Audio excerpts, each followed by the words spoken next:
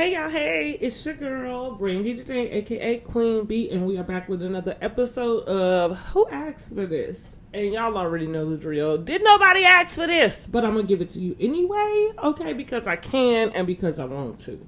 What we're discussing on this episode is Real Housewives of Potomac. We are going to be discussing episode 2 of the current season. I think we're on season 8. I could be wrong about that, but it'll be correct in the description or in the title.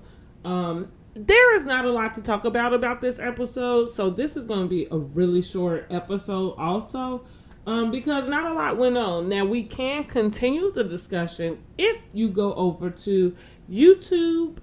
You can post any questions or any comments underneath the actual podcast post recording on YouTube for this. Or you can go over to Instagram, which is Who Asked for This Podcast, over on IG. And you can continue the discussion over there. I would love to keep in contact with you guys and to be able to talk back and forth, okay? So if you have Instagram, go and follow Who Asked for This Podcast, and that way we can keep up and keep the discussion going with what you hear me talk about on this podcast, because really, I just have a question after this, and yeah, kind of like a poll. I would love to get everybody's opinions about like just who was right and who was wrong, and maybe how would you have dealt with it. But again, not a whole lot transpired on the episode, so I'm gonna just give you the long and short of it. Basically, okay, we did come back. I forgot that we left off with Mia crying in the bathroom because she felt attacked. That everybody was, I guess, questioning her mothering, which that's the way she internalized what was happening at the table. And let me just say this. That's a trait that some people possess that really annoys me. I don't like when a person takes one thing or one like subject and then uses it to create like a nasty problem with it. And what I mean is, listen, now maybe Giselle did word it incorrectly. I think she did specifically say, you did not protect your kids because Gordon was upset that they were around Mr. Ink or Ink. So she specifically said that phrase, you did not protect your kids. And Mia took that phrase and internalized it as, you're saying I'm a bad mother and I don't protect my kids. I felt like that was guilt. Like, I didn't think Giselle said anything wrong. Harsh? Yes. Is it something that people like to hear? No. Is it honest? Yes. And I feel like Mia got so upset because it struck a chord, and hopefully the right chord. So here's what because protection can be used in such a vast definition in what protection ensues, right? So to me, Mia took that and, like I said, wanted to demonize or villainize Giselle and Karen for saying it, because she's like, well, you're telling me I'm a bad mother. And that kind of like telling somebody they're a bad mother is not, that it's no cool. Like, that's not classy. That's not cool. And the reason why I would say that is just because mothering, parenting in general is hard, different, and nobody has like one way to do it that is completely right. Now we have signs and clues, and we have things that we all agree upon that's okay and that's not okay. But also, parenting just is there. Like, again, nobody gets to tell you how to do it, to be honest. And while there is an incorrect way, nobody really can tell you what the right way is. There's most certainly a wrong way to do it. But as far as the right way, that can be taken in many different avenues. And so there's not one right way to do it. There's a saying I like to use, just even in my job also. It's more than one way to skin a cat. Like, you don't have to do it this way, the same way, every time. There's another way to do it that can get you to the results that you're looking for. It's all about what's good for your life, your family, X, Y, and Z. So, again, but I didn't like that with Mia. I didn't like how she went with the tears. And, because at that point, who can even try to explain themselves now, because you've taken it to that level. And that's just kind of gutterish, because what they meant, and I have to agree, what they meant by the phrase, you did not protect your kids by having them around ink, is this mess that Mia is in the middle of with her family. And it is a mess. It's like some type of triangle thing going on, which Gordon is the ex-husband or the husband that she's divorcing. Ink is the boyfriend whom she had been dealing with prior to going through the divorce. Now, that's basically the nooks and cranny of it, right? Which is why he think one of her sons is his, which that's a lot also. All of this is going on television, and one day one of these kids are going to come across these clips. How rude. I mean, I really hope they already know this information. But even if you already know the information, for you to have to come back, for anybody who knows you to be able to pull it up, like, that's real, like, it's private. Now, what I'll give Mia, I give her all the props. I think I gave her the props on the last episode. We talked about Potomac. I was about to call them Pontiac. Potomac housewives. Mia putting it all on the floor. One thing about these housewives that can be disingenuous is that, like much what Karen is doing this season with her DUI and what have you, they can be very secretive about what they want to share. And I think on a human level, that's a normal thing. Some things you want to protect, some things you don't want everybody in the free world to have an opinion on, or to have that information about you, right? So I think it's a human thing to want that and to desire anonymity. I think it is anonymity. However, when you're on a reality show, it becomes difficult when things you do are public, but then you don't speak on the things that are public. Because had that happened and you got a citation and nobody ever knew about it, then nobody knew about it, and so you wouldn't have to say it. But once it's on page 6 and People Magazine and all the blogs are reporting on it, you kind of do have to address it, or you kind of should. I shouldn't say what you do have to do, because you don't have to, but you should if you're going to be on that type of platform. So what I'll give Mia is just is keeping it all, putting it all out there. Now, her children's reputations, be damned. That's what I think anybody was saying about her not protecting her children.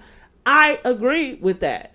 What about you? Would you agree with that? Do you think that there is a part of her story that she should at least take a little bit more time to present it a little cleaner, so that it doesn't leave a stain for her children's reputation? It's not her reputation anybody worried about. Your reputation is already shot to shingles, honey. But these kids didn't ask for this. These kids didn't ask to be on the Housewives. And even if they did, let's just say in somewhere, because she's the type of person that'll do this. Like, actually, Jeremiah did ask. He really asked. He said, Mommy, I really want to be on the Housewives. Like, she's that person that'll do that. So let's just say there is a child somewhere begging their mother to be part of the Real Housewives. It is not at the expense of their own reputation. Trust me. They are thinking that their reputation going to get better, not worse. And you really, that's just, I'm not trying, stuff happens, I guess. And hey, it is what it is. You are where you are now. But I would think that you would just take a little bit more time just to cushion your kids, because geez, like that's a lot to have it in full blown discussion, at a dinner table of 6 other women. Like, God, that's a lot. And I really feel bad for those kids at the point in which they realize that took place that way. Yeah, that's not protecting your kids, Mia. And anybody else out there who might, fall under that, way of parenting. Like, yeah, this is not their problem. So why are you putting them out there like that? So anyhow, I think, so to me, that is what Giselle was speaking about specifically. Even though she's dating this guy, Ink, it's kind of like, well, you've just kind of moved Gordon out and brought Ink in, and the kids just here, and, it's just like, well, what's going on? Yeah, maybe I'm old school, call me old school, fine. But yeah, just a little bit much for the children, I would think. Maybe you don't want your kids to look at you that way. Maybe you will protect your own reputation with your children. Not even for the public, just with your children. But anyhow, maybe not. Mia clearly does not really care what anybody thinks about her. And including her children, And so I don't know if that's a good thing or a bad thing, guys. Like, I think it's okay to, if you make decisions, I'm okay with you settling in the decision and going for it and dealing with whatever has to come behind it. But yeah, maybe you could have tiptoed around it a little bit better, a little classier, a little more tactful. Yeah, she screams no tact. And speaking of tact, okay, so that's great segue into the next segment. So, Giselle and Ashley, they formed a company called GNA. It started off with like leisure wear. Yes, Giselle is designing fashion for somebody to wear. And now they want to incorporate, I guess, like a mental part of that business. So with that being said, they were having a fundraiser for brain cancer awareness. Unfortunately, Giselle's dad passed from a brain tumor. They found a brain tumor, and she explained 12 days later he passed away. And so they partnered with this brain cancer awareness or society to bring awareness and to raise money. And they were having a fundraiser party, something like that, for that. They invited all the ladies, and from what we understand, they invited them well ahead of time. Well, on the episode at 6:30 in the morning, Karen sends her text to the group text, and she is inviting all the ladies to this award ceremony that she's being honored. I can't remember the name of it, and I don't even know what she's being honored for. I guess her philanderism, because they seem to do that a lot out there. But I agree with Giselle. Very rarely am I on the side of agreeing with Giselle. But I agree with Giselle on this one. I ain't really sure what organization decided to pick you up and honor you in that way. And you sitting up with 12 citations, one of them being a DUI. Seems like they wouldn't want your name on the marquee. Seems like you would be wanting to lay a little low, However, not the grand dame, Miss Karen Huger, honey. She, in such just ghetto fashion, you invite everybody at 6:30 in the morning to an event on the same day that Giselle's event is happening, and she already invited them. It really seemed to be like a ploy to see who was going to go where. And I thought it was just nasty. It was just nasty and mean. And at 60, what does Karen call it? Triple 20 plus 1. Girl, I thought you would have had more time for that. Or more time than that. That's what I should say. You triple 20 plus 1, that's 61. And you running around trying to see who got the most friends or who gonna show up. Like, so childish. And I know we on a reality show. I know they have to do things to make it interesting. But that's like, even as a 44-year-old person watching this, that is well below my brain level, brain activity. Like, I don't go that low. And if I am gonna go that low, I'll watch Love and Hip Hop. Okay? I'm not watching The Real Housewives of Potomac for that kind of low-level behavior. So, yeah, that was very lowbrow, low vibrational, all of those things that's like you went to the gutter to pull that trick out your bag, Karen. And Miss Grand Dame, I just really would have expected more from you. Of course, the girls decide to split up. Wendy, and I can't even remember who was on her side, to be honest. Kay wasn't going to the GNA event anyway, so she was at Karen's event, and then Wendy and two other ones, I think, went with her, stayed at the event with Karen, and Mia, and I think two new girls. One of the girls is a QVC person, or had been. I don't remember their names. They're new, and it's only the second episode into the season, so they haven't made an impression just yet. But Mia and those two went and decided to show up at the event for Giselle and Ashley. Not before they called Ashley to say that they would be late. Ashley asked them to be there by 8. They were saying they would probably get there closer to 8:30ish. Ashley relayed this message to Giselle. Giselle kind of said no, like they shouldn't come. If they can't come, at a respectful time, then they shouldn't come. I agree. Now, here's what I did not agree with. I didn't agree with anybody going to Karen's event.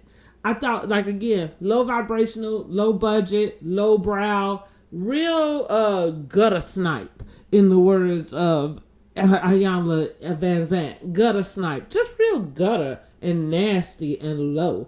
And I really don't like people who move like that. And then at the same time we'll do it and kind of giggle as if like, oh, I just invited people to come and support me. And it's like, girl, like, that is low hanging fruit. Like, you really are. And for the other ladies, the attendees, if you RSVP one place and somebody sends you an invite at 6:30 in the morning of the same day for this event, I'm sorry, it's a no.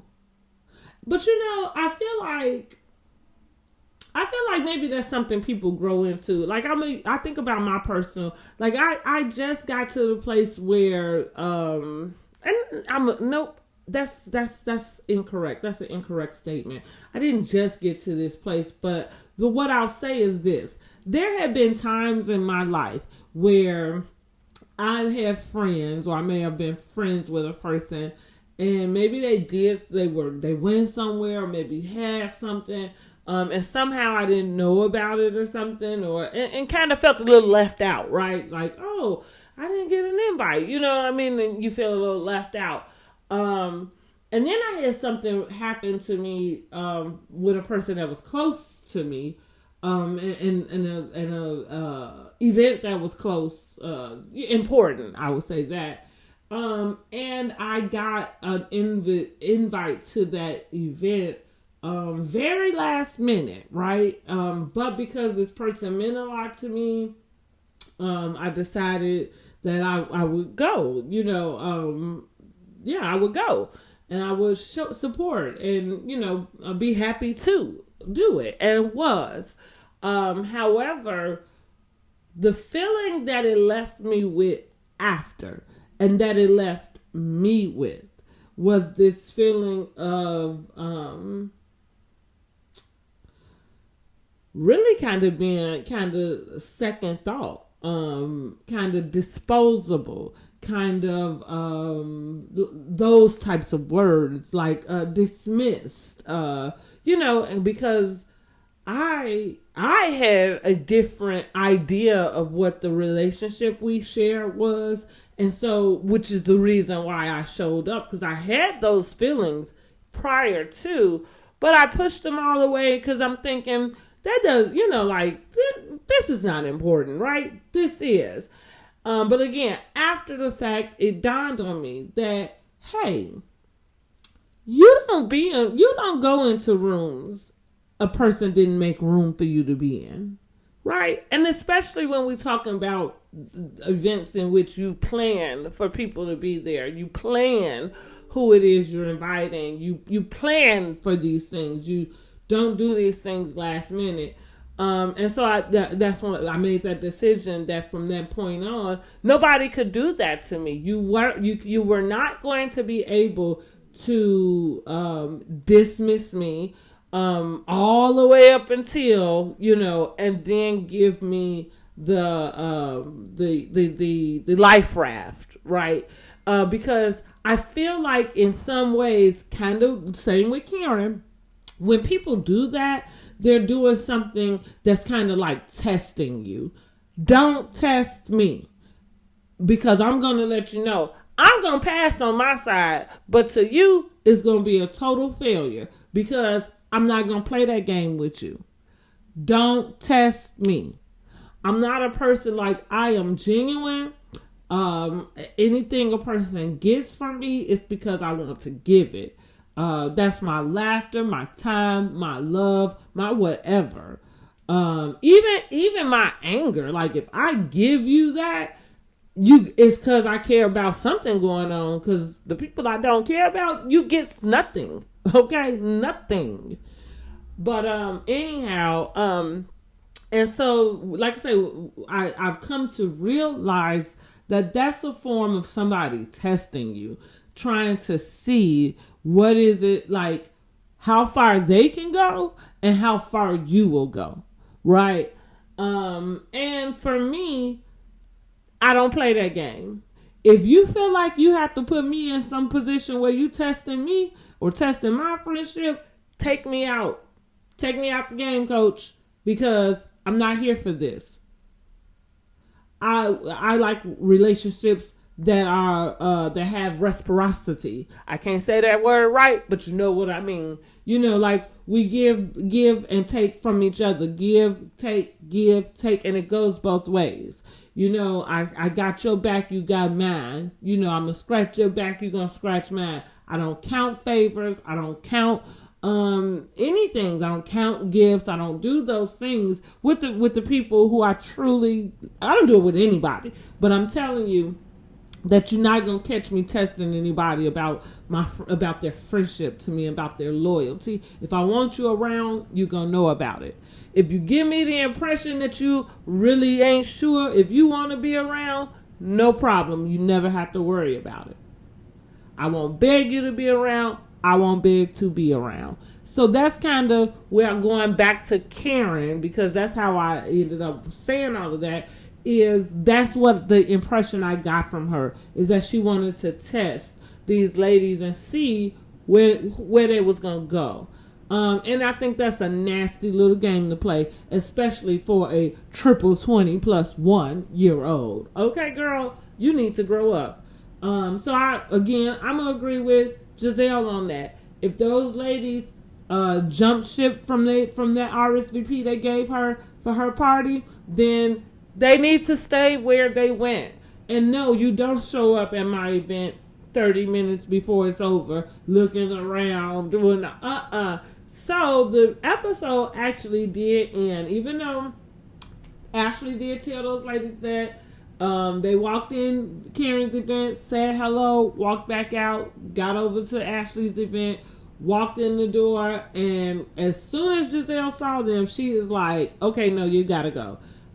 So that's how the episode ended. I saw a little clip for next week, and what I see is the girls sitting down to talk about it, the two new girls who I can't remember their name, Ashley.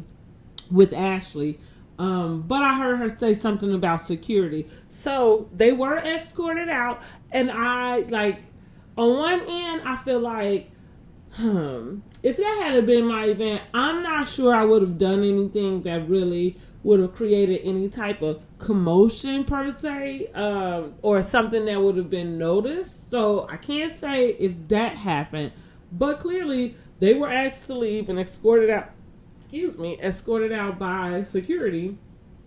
And I'm not so mad at Giselle about it. Yeah, I'm not so mad. You should have stayed where you went. I could agree with that. And I think by this being something she dedicated to her dad, her losing her dad is still really fresh for her. It was really disrespectful. Let's go there. It was disrespectful. So, yeah, what do y'all think? This is the conversation I want to continue on. You can go on YouTube, or you can go to Instagram, Who Asked for This podcast. On Instagram and on YouTube, you can find BJ Beauty TV. That is what it is. BJ Beauty TV. For YouTube, and we can continue this discussion. It's probably easier to do it on YouTube because I haven't been that active on my Instagram. Don't judge me, judge your mama, okay? But I want to continue that. What do you think about that? Like, was Giselle wrong for asking them to leave once they showed up? And the first thing, was Karen in the wrong for sending out an invite the same day as Giselle's invite and inviting those girls and splitting the group up? I say yes, Karen was wrong. Absolutely 1000% wrong. There is no explanation in the circle of explanations that excuses that behavior. And no, Giselle was not wrong for asking those ladies to leave. I agree they shouldn't have shown up. So yeah, I'd have asked them to leave too. If it was in me, I would have too. Anyhow, I hope you enjoyed this episode. Again, we can continue this discussion over on YouTube, over on IG. I appreciate you for listening to what I got to say, even though you didn't ask for this, and nobody else did either. But I'm going to give it to you anyway. I appreciate you for tuning in. And until next time, have a great day.